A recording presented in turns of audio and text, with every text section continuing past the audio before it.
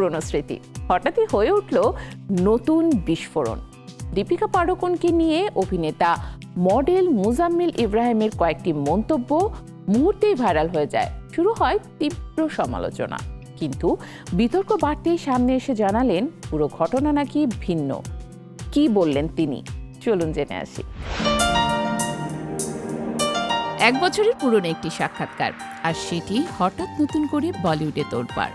সামাজিক যোগাযোগ মাধ্যমে ছড়িয়ে পড়া কয়েকটি ছোট ভিডিও ক্লিপ ঘিরে আবারও আলোচনায় উঠে এসেছেন দীপিকা পাড়ুকোন ও অভিনেতা মডেল মুজাম্মিল ইব্রাহিম। প্রেম বিচ্ছেদের কোনো আফসোস নেই, এমন মন্তব্য মুহূর্তেই তৈরি করে বিতর্ক। সমালোচনা বাড়তেই আর চুপ থাকেননি মুজাম্মিল। সামনে এসে জানিয়েছেন ভাইরাল হওয়া কথাগুলোর পেছনে আসল গল্প। ভাইরাল হওয়া ক্লিপে মুজাম্মিল দাবি করেন দীপিকাই নাকি প্রথম তাকে প্রেমের প্রস্তাব দিয়েছিলেন, এমনকি সম্পর্কটি শেষ করার সিদ্ধান্তও তিনি নিজেই নিয়েছিলেন।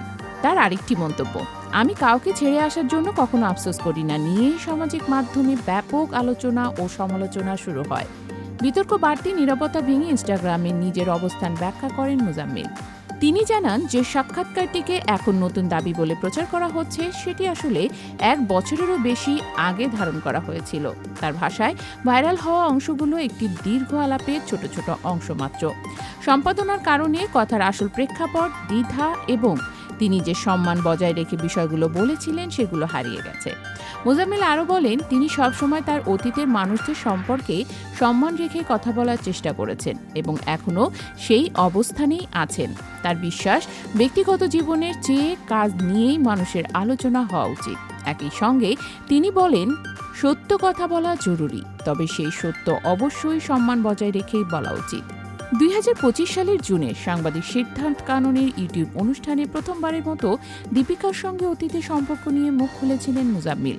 সেই সাক্ষাৎকারে তিনি আরও দাবি করেছিলেন, মুম্বাইয়ে আসার পর দীপিকার প্রথম ঘনিষ্ঠ সম্পর্ক ছিল তার সঙ্গে। বিচ্ছেদের পরও কয়েক বছর তাদের বন্ধুত্ব ও যোগাযোগ ছিল, তবে দীপিকার বিয়ের পর আর কোনো যোগাযোগ নেই বলে জানান তিনি।